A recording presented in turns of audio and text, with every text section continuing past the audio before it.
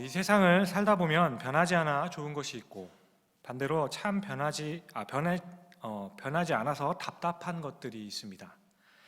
오늘 설교를 준비하던 중에 저는 아기 때부터 지금까지 살아왔던 제 사진들을 쭉 보게 되었습니다. 그러다가 문득 사진들 속의 제 모습에서 세월이 지나가면서 다른 것보다는 제 눈빛이 많이 달라졌다는 것을 알게 됐습니다. 어렸을 때는 그저 초롱초롱하고 순수했던 그 눈빛이 어느샌가는 참 매서워졌다는 것을 보게 됐습니다. 가름했던 이 턱선도 이제는 이렇게 머리를 숙이면 턱선이 이렇게 살이 잡히는 지경까지 이렇게 되었습니다. 그래서 또 한편으로는 참 서글퍼졌어요. 정말 많이 변했습니다. 10년 전에 비하면 저는 지금 20kg나 찐 상태입니다. 그리고 머리숱도 많이 좀 적어진 것 같아요. 그리고 연세가 있으신 분들 앞에서는 말씀드리기가 좀 그렇지만 무엇보다도 얼굴에 주름이 많이 생기는 것 같아 좀 서글퍼졌습니다. 아무튼 참 이상하게도 우리가 생각할 때는 변하지 않았으면 하는 것들은 참 잘 변하는데 반대로 변했으면 하는 것들은 변하지 않거나 아주 더디게 변해서 우리가 힘들게 살아가는 것이 아닌가 생각하게 됩니다. 혹시 여러분들에게는 변하지 않았으면 좋겠는데 변하는 것들은 어떤 것들이 과연 있으신가요? 우리의 삶에서 변하는 것들을 여러 가지로 생각할 수 있겠지만 아마도 지금 우리가 모두 공감할 수 있는 것은 바로 앞서 말씀드린 것과 같은 외적인 부분이 아닐까 생각합니다. 세월 앞에는 장사가 없다는 말이 있죠. 우리의 외모도, 체형도, 그리고 시간이 지나면서 다 변하게 됩니다. 나이가 들면 머리는 휘어지고 빠져서 대머리가 되기도 하고 아무리 운동을 하여도 적게 먹어도 절대로 빠지지 않는 이제 옵션이라 여겨지는 그 배가 있습니다. 눈가에는 주름이 자글자글 생기게 되고 피부에는 검푸른 반점들이 생기며 고르던 치아는 조금씩 틈을 보이게 됩니다. 그리고 이런 것들 가운데 가장 큰 문제는 이제는 여기저기가 아픈 곳이 많아지게 된다는 거죠. 그렇게 우리는 여기저기 아파져서 약해지거나 모습이 변하는 것들을 보면서 서글퍼지거나 세월이 흘러가고 있구나라는 것을 느끼게 됩니다. 그런데요, 여러분, 외모보다도 사람들에게 있어서 더 서글퍼지게 만드는 것이 있습니다. 그것은 바로 함께 살아가는 사람들의 변하는 마음입니다. 이 변심은 참 사람들의 마음을 힘들게 만듭니다. 아마도 여기 계신 대부분의 성도님들은 한 번쯤은 사랑하고 기대했던 사람들의 변심에 상처를 받으셨던 경험들은 있으실 겁니다. 그렇게 사람과 사람 사이에 한결같은 마음으로 오랜 세월을 계속 만난다는 건 정말 보기 드문 일이고 귀한 일입니다. 오랜 세월을 같이 지내는 것은 정말 어려운 일이에요. 반면에 변하지 않아서 힘든 것들이 있습니다. 그것은 아마도 사람의 성격이나 성품이 아닐까 생각합니다. 이것은 다른 사람 보지 않아도 우리 자신을 보아도 알게 되죠. 저도 참 변하지 않는 것 같습니다. 그래서 때로는 말씀에 비추어서 변화시키기 위해서 정말 열심히 기도도 하고 하나님을 사랑하며 살아보려고 몸부림도 쳐보지만 이런 모습은 얼마 지나지 않아서 다시 이전에 그 자리로 돌아온 것을 느낄 때가 참 많이 있습니다.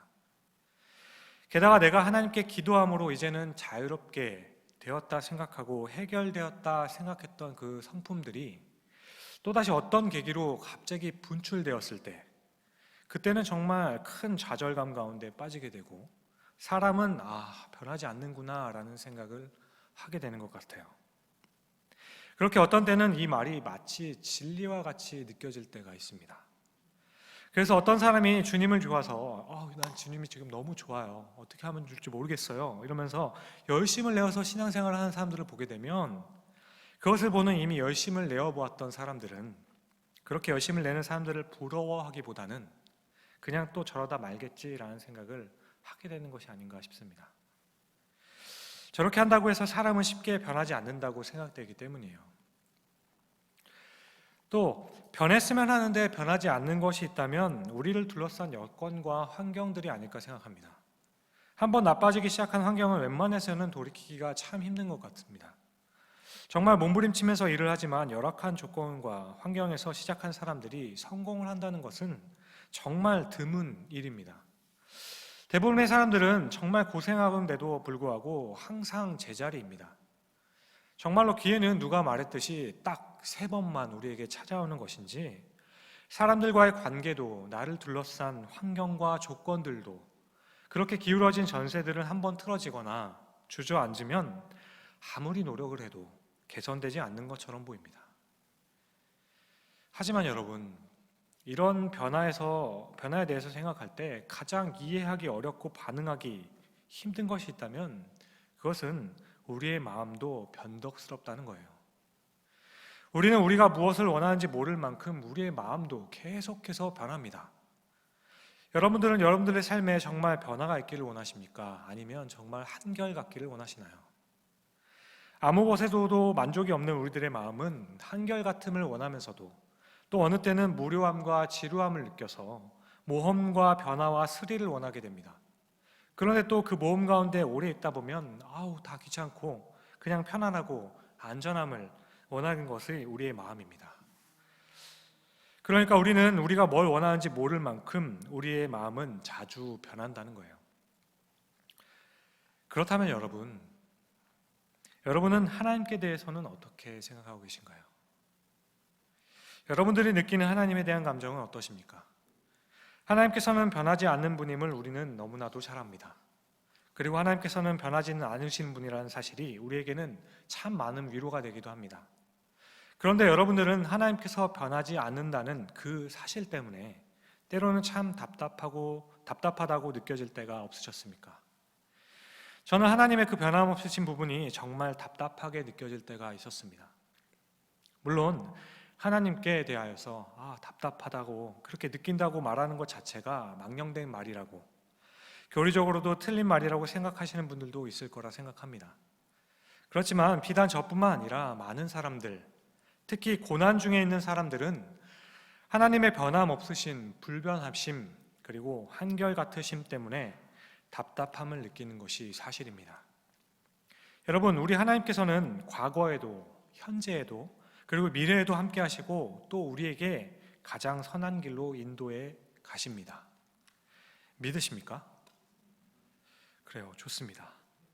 그런데요, 시련과 아픔으로 고통스러워하는 사람들은 우리의 하나님께서는 선하신 분이라는 것과 결국은 좋은 것을 주실 거라고 하는 그 말씀보다는 언제나 이 고난이 끝날 것인지를 말씀해 주기를 바랍니다.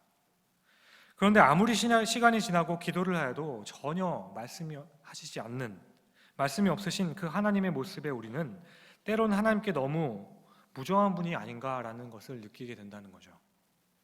하지만 이것은 하나님께서 불변하시는 분이라는 교리에 대한 오해가 있기 때문이라고 생각합니다.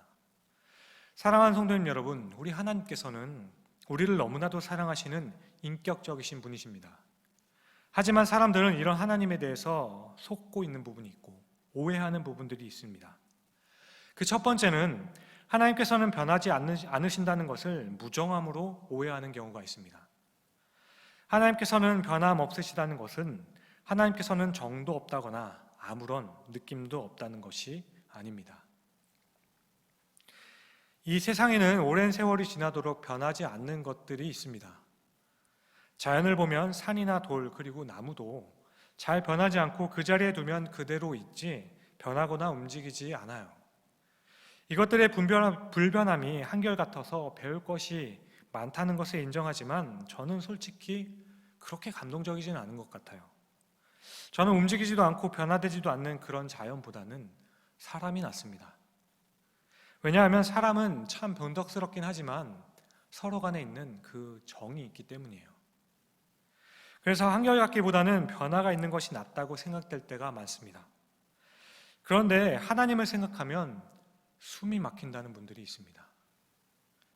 하나님의 선하심과 그 선하신 계획을 생각하면 특별히 더 그렇다고 하시는 분들이 있어요. 예를 들어 가족의 구원을 위해서 몇십 년 동안 기도하시는 분들, 육신에 고쳐지지 않는 질병이나 장애를 갖고 태어나신 분들, 가난한 삶에 대한 절망 중에서 기도하시는 분들은 우리의 삶을 주관하시는 하나님을 생각할 때 속이 답답해지고 숨이 막힌다는 분들이 많이 있습니다. 물론 허물 많은 죄인으로서 어떻게 감히 그런 말을 할 수 있느냐고 하시면 드릴 말씀은 없습니다. 하지만 정말 절망적이고 답답한 상황에서 정말 간절하게 한 번만 도와달라고 애걸하면서 기도를 합니다. 그러나 전능하신 하나님께서는 이미 모든 것을 다 계획하셨고 그 선하신 뜻을 따라 일을 이루시고 인도하시기 때문에 우리의 간절함과 안타까움 그리고 우리의 아픔은 아랑곳하지 않으신다고 한다면 우리는 그런 하나님께 섭섭하다는 생각이 든다는 거죠. 그런데 여러분, 그런 것이 아닙니다. 하나님께서 변함이 없으시다는 것은 하나님께서는 전지하심과 전능하심으로 우리를 인도하시기 때문에 틀림이나 부족함이 없다는 뜻이에요. 우리 하나님께서는 아무런 감정이 없이 우리를 인도하신다는 것이 아닙니다. 하나님께서는 우리가 슬퍼할 때 함께 슬퍼하시고 우리 아버지 되시는 하나님께서는 우리가 안타까워할 때 함께 안타까워하시는 분입니다. 요한복음 11장을 보시면 나사로에 대한 이야기가 나오는데요. 이때 예수님께서는 나사로와는 하룻길 정도의 거리를 두고 계셨습니다. 그런데 나사로가 병이 들었다고 그 누이가 다급하게 사람들을 보내서 예수님을 청하였을 때 예수님께서는 나사로에게 바로 찾아가지 않으셨어요. 그리고 이틀을 더 계시다가 나흘 만에서야 나사로에 있는 곳으로 가시게 됩니다. 인간적으로 보면 너무 섭섭하지 않으십니까? 여러분, 예수님께서는 나사로가 병에 들었다는 소식을 접하셨을 때 왜 바로 가지 않으셨을까요? 사람이 죽게 생겼는데 바로 가서 살려주셔야죠. 그런데 예수님께서는 계신 곳에서 이틀을 더 계시다가 이미 죽어버렸는데 그제서야 가자고 하십니다. 그런데 이때 예수님께서는 나사로가 죽은 것이 아니라 잠을 잔다라고 했습니다. 그리고 깨우러 간다 하세요. 그러니까 이 부분에서 우리가 깨닫게 되는 것은 주님께서는 이미 나사로를 살리실 계획을 가지고 계셨고 나사로를 살릴 능력을 가지고 계신다는 거예요. 게다가 우리 모두가 알고 있듯이 주님께서 나사로의 집을 다시 오신 이유는 죽은 나사로를 살리기 위하셨습니다.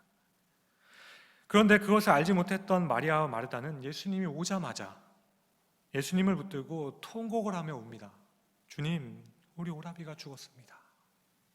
주님, 우리 오라비가 죽었습니다. 그런데요, 여러분, 이때 예수님께서 통곡을 하고 있는 마리아와 마르다를 보시고 어차피 다시 살릴 테니까 걱정하지 말라고 하시며 웃으셨을까요? 아니요. 이때 예수님께서는 곧 살려주실 것인데도 불구하고 함께 우셨습니다. 왜냐하면 예수님께서도 마리아와 마르다의 그 아픔을 느끼셨기 때문이에요. 그 아픔을 함께 하셨기 때문입니다. 그리고 살려주셨습니다. 저는 자연의 신비나 동물의 왕국을 보는 것을 참 좋아합니다. 왜냐하면 하나님께서 만드신 그 자연의 섭리를 보면 정말 감탄스럽기도 하고 그 속에 나오는 동물들이나 곤충 그리고 식물들이 왜 그렇게 생겼고 무슨 역할을 하는지 알려줄 때에는 그것을 만드신 하나님을 다시 한번 찬양할 수 있기 때문입니다. 예전에 한 번은 누에고치 나방에 대해서 나오는 것을 본 적이 있는데요. 이때 누에가 고치를 뚫고 어떻게 나방이 되는지를 정교하게 계속 찍어서 보여주는 그런 프로가 있었습니다.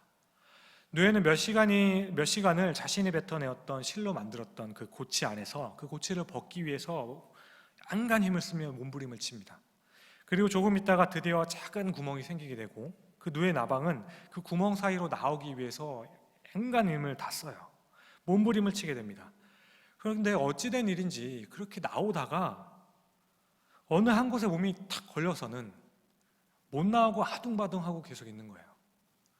진짜 딱 그곳만 통과하면 금방이라도 날아갈 것 같은데 그 한 곳에 딱 걸려서는 다시 들어갈 수도 없고 나갈 수도 없는 그 상황 가운데 있었습니다. 저는 그 모습을 보면서 참 저것만 딱 도와주면 좋겠다라는 생각을 했어요. 근데 마침 그때 나레이터를 하시는 해설자가 말하기를 누에가 나오려고 애쓰는 모습을 설명하면서 이때 아무런 도움을 주어서는 안 된다고 해요. 왜냐하면 그렇게 몸부림을 치고 있는 누에를 보고 누에가 불쌍해서 도와주게 되면 당시에는 그냥 쉽게 나오게 되겠지만 그렇게 쉽게 나온 이 누에는 힘이 없어서 날개를 펴지 못하고 얼마 안 가 죽는다고 합니다. 왜냐하면 누에가 고치를 벗기 위해서 그 걸려있는 상태에서 몸부림을 치는 그때가 바로 몸으로부터 날개로 진액을 내뿜는 그 기간이기 때문이에요. 누에는 그렇게 몸부림을 치는 동안에 진액을 날개 끝까지 보내게 되고 그렇게 자신의 몸을 날 수 있게 만들 힘이 있는 튼튼한 날개를 완성할 수 있기 때문이라고 합니다. 그러니까 누에 나방에게는 하나님께서만 아시는 방법이 그 가운데 숨어 있었다는 거죠. 누에 나방에게 있어서는 아무리 힘들어도 자기 스스로 그 고치를 벗고 나올 수 있도록 그 힘을 키울 수 있도록 계속 그냥 두어야 한다는 겁니다. 그런데 너무 안 되어 보이고 너무 불쌍해 보여서 좀 쉽게 해주겠다고 도와주게 되면 나방을 도와주려고 했던 그 자비의 행위가 사실은 나방을 불행하게 만드는 가장 잔인한 행위가 되는 겁니다. 사랑하는 성도님 여러분, 우리 주님은 어떠신 분이십니까? 우리 주님은 능력이 있으셔서 무엇이든지 하실 수 있는 분이십니다. 그렇다면 그 주님께서 우리가 어려움에 처했을 때 도와주셔야 하지 않겠습니까? 내가 자녀라면서요. 그런데 주님은 때로는 안 도와주세요. 이것은 방금 말씀드린 누에 고치를 도와주어서 쉽게 빠져나오게 한다면 그것은 누에를 살리기 위한 일이 아닌 것처럼 하나님께서는 우리가 당하는 그 상황 가운데서 어떤 경우에는 그 부르짖음이나 호소 가운데서도 절대로 도와주지 말아야 할 그 부분에서는 도와주시지 않는다는 겁니다. 하나님께서는 우리에게 좋은 일이 아님에도 불구하고 그저 불쌍해서 우리의 일을 이루어 주시지는 않는다는 거예요. 하지만 여기서 중요한 것은 그것을 벗어나기 위해서 몸부림치고 있는 우리들을 보시면서 그냥 어차피 또 벗어날 거니까 무관심하게 반응을 보이지 않으시거나 아무런 감정도 없이 보고 계신 것은 아니라는 겁니다. 우리 주님께서는 힘들어하는 자녀를 보고 더 힘들어하는 부모와 같이 우리가 느끼는 감정의 몇천 배는 더 많이 느끼시고 아파하신다는 것입니다. 이것은 하나님의 불변하심과는 상관이 없는 이야기예요. 하지만 우리는 하나님의 변함없으심을 마치 우리의 아픔에는 관심이 없으신 그런 감정마저 없으신 분처럼 오해하는 경우가 있다는 거예요. 다음으로 하나님께서 변함없다는 것을 오해하는 것 중에 하나는 무반응입니다.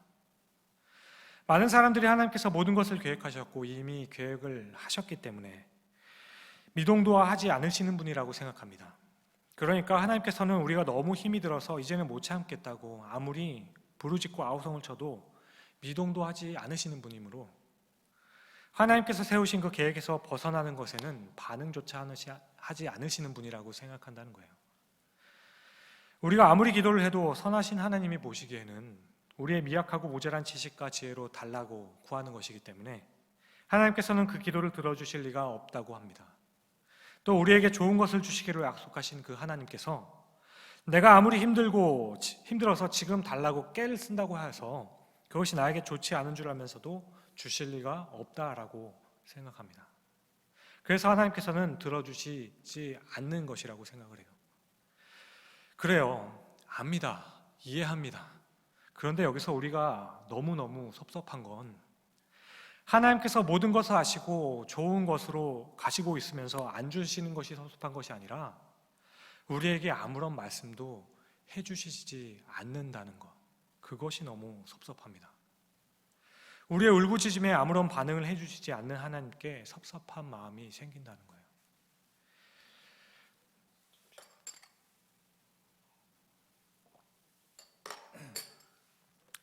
제 딸 소윤이는 사탕을 참 좋아합니다. 사탕을 사달라는 얘기는 아니고요. 그래서 예전에 한 번은 막대 사탕을 샤워를 할 때도 들고 가서 이렇게 있었고 심지어 잠을 잘 때도 잊어버릴까 봐 이불에 붙지 않도록 사탕을 비닐봉지에 이렇게 넣어서 손에 꼭 쥐고 잠을 자곤 했습니다. 그러다 어느 날 소율이가 잠을 자야 하는 시간에 저에게 와서 사탕을 막 달라고 애쓰는 거예요. 그래서 저는 잘밤에 사탕 먹는 건 치아에 좋지 않으니까 제가 주지 않기로 마음을 먹었습니다. 저의 결정은 누가 보아도 굉장히 현명한 거죠. 반대로 당시 3살짜리 딸이 무슨 생각이 있겠냐마는 소율이는 그 생각은 누가 보아도 어리석은 겁니다. 그런데 제가 사탕을 주지 않자 소율이는 아빠 사탕 줘, 아빠 사탕 줘, 사탕 줘 그러면서 떼를 쓰고 울고불고 바닥에 뒹굴면서 난리가 났습니다. 하지만 저는 꿈쩍도 하지 않고 절대로 사탕을 주지 않았습니다. 아직 아이라서 잘 몰라서 그런 것을 알았기 때문이죠. 그래서 저는 아이가 울고불고 바닥에서 뒹굴고 난리 부르스를 치고 있는데 저는 아랑곳하지 않고 샤워를 하며 노래를 부르면서 잠잠할 준비를 했습니다. 그리고 생각하기를 너에게 나쁜 건데 내가 아무리 울어봐라 내가 주나? 안 주지? 절대로 안 주지. 이러면서 아이의 울음에 반응을 하지 않았어요. 여러분 이러면 좋은 아버지인가요? 그런데요, 제 딸 소율이는 사탕을 먹고 싶어서 그렇게 울다가도 나중에는 아무리 울고 떼를 써도 아무런 반응을 보이지 않는 아빠에게 섭섭함을 느낀다는 거예요. 평소에는 자기가 좋다고 해서 아빠가 와가지고 그렇게 안고 뽀뽀하고 뭐 물고 빨고 난리가 났었는데 그런 아빠가 갑자기 돌변한 것 같고 왜 나에게 관심을 주지 않지? 나를 사랑하지 않는 걸까? 이렇게 떼를 쓰는데도 왜 나를 봐주지 않지? 라는 생각을 하게 되면서 저의 모습을 보면서 섭섭해지는 거예요. 사랑하는 성도님 여러분, 이런 모습이 바로 우리가 하나님께 갖게 되는 오해가 아닐까 생각합니다. 우리가 기대하는 아버지는 아이에게 절대로 사탕을 주지는 않겠지만 왜 사탕을 안 주는 것인지 알려주고 내일 먹자고 타이르고 울고 있는 아이를 안아주면서 서글퍼진 아이의 마음을 달래주는 것이 좋은 아버지입니다. 그러니까 너를 위해서 사탕을 주지 않는 것임을 확인시켜주고 다른 것으로 관심을 돌릴 수 있도록 더 좋은 것으로 관심을 돌릴 수 있도록 도와주는 아버지가 정말 더 좋은 아버지라는 거예요. 그렇게 우리가 기대하는 우리의 아버지 되시는 그 하나님의 모습은 내가 구하는 것들이 철이 없어서 구하는 것이라 할지라도 그건 아니야 라는 말씀 한마디만 해주셔도 참 좋겠다는 거예요. 내가 너와 함께 할 거니까 걱정하지 마, 두려워하지 말라고 말씀하시면서 지금 왜 안 되는지, 왜 그렇게 되는 건지 조금만 설명해 주시면 견디고 참을 수 있을 것 같다는 거예요. 하지만 우리가 하나님께 구할 때 대부분이 그런 일은 없기 때문에 우리는 하나님께 섭섭하다고 느껴질 때가 있는 것 같습니다. 그래서 가끔은 우리의 기도가 마치 벽에다 대고 하는 것 같은 느낌을 받을 때가 있습니다. 아무도 듣지 않고 반응하지 않고 아무런 관심도 없는 것 같은데 나 혼자 그냥 답답하고 힘들어서 그냥 발을 동동 구르고 있는 것 같기도 해요. 그렇지만 그래도 하나님이 혹시 도와주실까 해서 하나님을 간절히 부르고 있는 모습이 우리의 기도의 모습이 아닐까, 그렇게 생각했던 사람 여러분들은 없으십니까? 그래서 다시 생각하기를 하나님의 불변하심은 혹시 내가 잘못된 기도를 하고 있는 걸까? 그래서 대꾸하지 않으시는 걸까? 또 어차피 하나님께서는 계획을 바꾸시지 않을 것이기 때문에 우리의 기도는 들을 척하지 않으시는 걸까? 그런데 이런 인상을 가지고 계셨다면 하나님의 불변하심에 대한 오해라는 것입니다. 주께서 나의 사랑하는 딸아, 아들이라 부르시는 우리 사랑하는 성도님 여러분, 우리 하나님께서는 우리가 요구하시는 것이 전혀 아니라고 해도 우리에게 응답하여 주십니다. 여러분, 우리 하나님께서는 정말 터무니없는 것을 구할 때라도 반응하시는 분이십니다. 우리가 말도 안 되는 것을 가지고 하나님 앞에서 떼를 쓰더라도 하나님께서는 그 방법이 무엇이 되었든 간에 그것이 당장은 아니더라도 설교를 통해서 혹은 찬양을 통해서 아니면 다른 사람을 통해서 그리고 기도하는 중에 마음과 생각 가운데서 반드시 깨닫게 해주신다는 거예요. 그렇게 때로는 책망을 받기도 하고 때로는 위로를, 때로는 격려를 받기도 하고 때로는 다른 것들을 통해 깨닫게 해주시면서 우리의 기도에 하나님께서는 반드시 반응해 주시는 분이십니다. 그러니 한 가지를 놓고 비록 오랫동안 기도했음에도 불구하고 반응이 없는 것 같더라도 포기하지 마시길 바랍니다. 여러분, 속지 마십시오. 하나님께 나아가는 기도를 파괴하게 만드는 사탄에게 속지 마십시오. 사랑하는 성도님 여러분, 우리 하나님께서는 정하신 뜻이 있기 때문에 그 뜻을 바꾸시지는 않겠지만, 아니 반대로 하나님께서는 그 뜻을 바꾸시지 않는다는 것이 우리에게는 오히려 더 믿을만하고 훨씬 더 신뢰할 만한 것입니다. 왜냐하면 하나님께서는 자녀인 우리를 어르고 달래고 위로하시고 힘을 주시고 마음의 평안을 주셔서 우리를 향해 정하신 길을 갈 수 있도록 우리를 끝까지 도와주시고 동행하시는 분이 바로 우리의 하나님이시기 때문이에요. 따라서 하나님께서는 변하지 않는다는 분이라고 해서 하나님께서 우리에게 가지고 계신 계획이 있다고 하여서 그 계획을 이루시기 위해서 우리를 무정하게 대하시는 분이 아니라는 겁니다.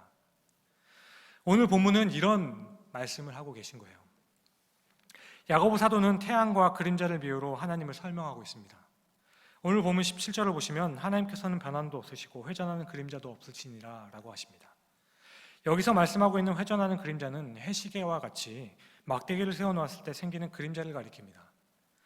아침에 해가 뜨면 그 막대기를 통한 그 그림자는 서쪽으로 그림자가 길게 드리워지게 되죠. 그리고 정오가 가면 갈수록 그림자는 점점점 짧아집니다. 그리고 거의 보이지 않게 되죠. 그리고 해가 질 때가 되면은 그림자는 동쪽으로 길게 뉘어지게 됩니다. 마침내 어둠이 몰려오고 밤이 되면 그림자는 사라지게 돼요. 또 어떤 때는 낮이라고 해도 비가 오는 날 먹구름이라도 몰려치면 밤이 된 것처럼 캄캄해져서 그림자는 흔적도 없이 사라집니다. 하지만 이런 먹구름이 들어진 상황이라고 해서 빛의 근원이신 빛이 근원이 빛이 변질되는 것은 아니라는 거예요. 태양에서 오는 빛을 구름이 가리고 있을 뿐입니다. 그러니까 하나님께서 변함도 없으시고 회전하는 그림자도 없으시다는 그 말씀은 우리의 삶에서는 회전하는 그림자가 있어서 아침, 점심, 저녁으로 그림자같이 달라지는 것처럼 어느 때는 기쁘고 어느 때는 슬프고 어느 때는 어렵고 어느 때는 힘들기도 합니다. 그리고 어느 때는 먹구름이 가려져서 아무것도 앞이 보이지 않는 것처럼 그런 답답한 상황 가운데 있어서 다 사라진 것 같은 느낌을 받을 때가 있다는 거예요. 그렇지만 여기서 우리가 기억해야 될 건 우리를 비추고 있던 그 빛은 사라지지 않았다는 거예요. 하나님께서는 절대로 사라지지 않는다는 것입니다. 하나님께서는 여전히 그곳에 계속 계시면서 우리에게 빛을 비추고 계신다는 거예요. 그러니 야고보 사도는 16절에 사랑하는 형제들아 속지 말라라고 이야기하는 겁니다. 하나님께서는 그렇게 변하는 분이 아니기 때문이에요.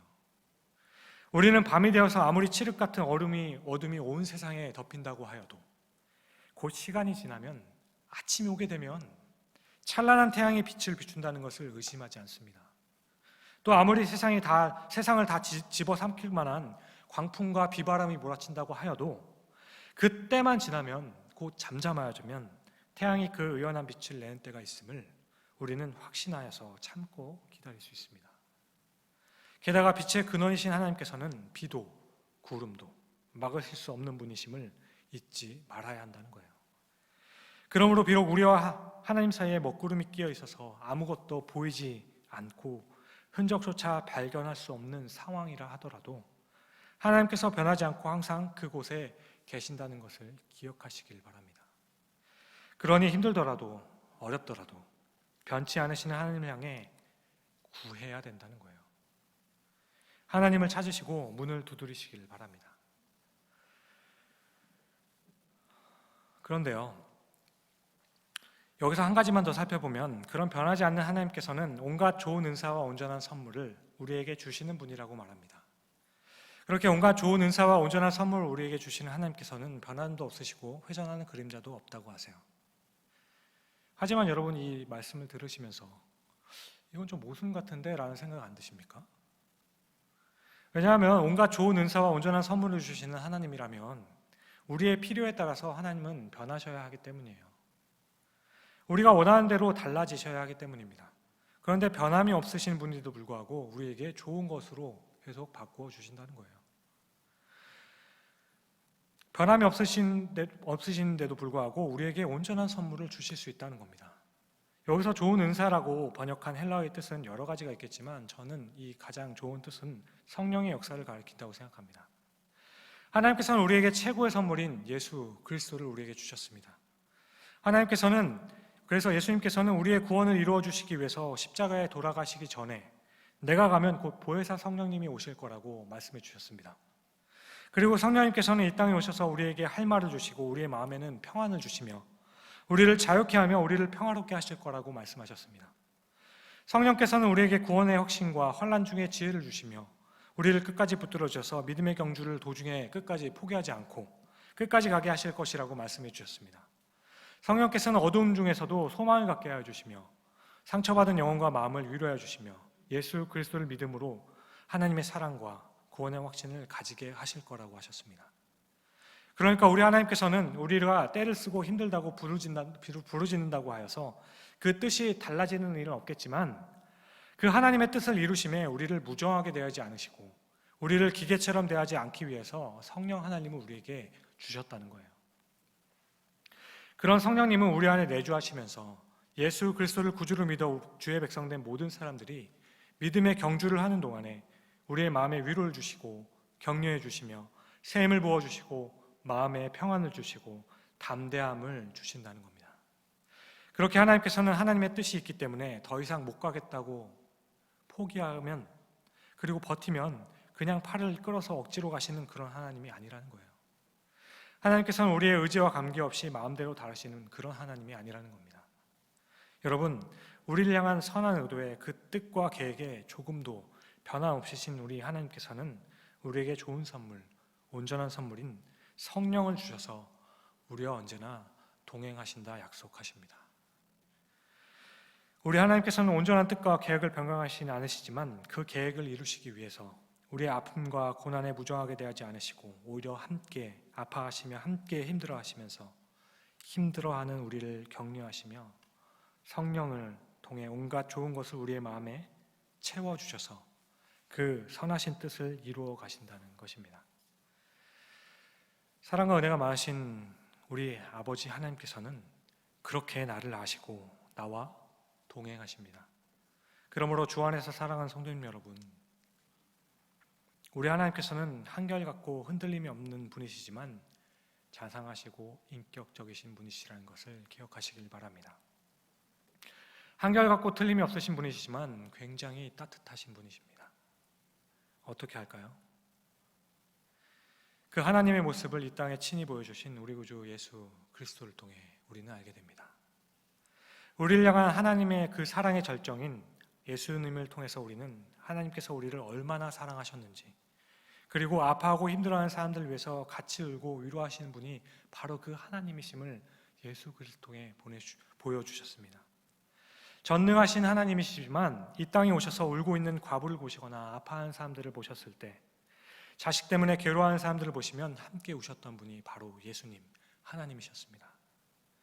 그러므로 인간의 연약함을 아시는 그 하나님께서는 그 아들 예수 그리스도를 통해서 우리를 구원하신 다음에 우리의 연약함으로는 그 하나님의 선하심에 이를 수가 없기 때문에 보혜사 성령을 우리 가운데 보내주신 것입니다.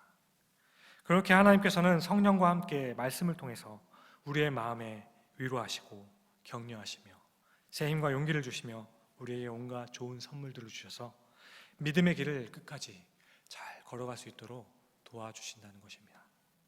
바로 그분이 우리 주 하나님이십니다. 따라서 여러분, 하나님의 계획이 변하지 않고 뜻이 달라지지 않는다고 하여서 우리는 기도를 멈출 수가 없는 거예요. 하나님의 뜻이 바뀌지 않을 것이니 이제 나는 너무 지쳤습니다. 하나님께서 다 알아서 해주십시오. 그렇게 내버려 둘 수 없는 겁니다. 왜냐하면 우리에게 가장 중요한 것이 바로 성령 하나님과 동행하는 것이기 때문입니다. 여러분, 그분이 바로 우리 주님이십니다. 그러므로 아무쪼록 주님께서 여러분들과 함께 하시고 여러분을 틀림없이 지켜주실 것이니 주님의 은혜를 늘 구하며 나아가시길 바랍니다. 주님과 우리를 갈라놓으려고 하는 그 어떠한 것에 속지 마시기 바랍니다. 그러면 우리 성령님께서는 우리들에게 감당할 힘과 온갖 좋은 은사와 온전한 선물들을 한없이 베풀어 주실 것입니다. 기도하시겠습니다.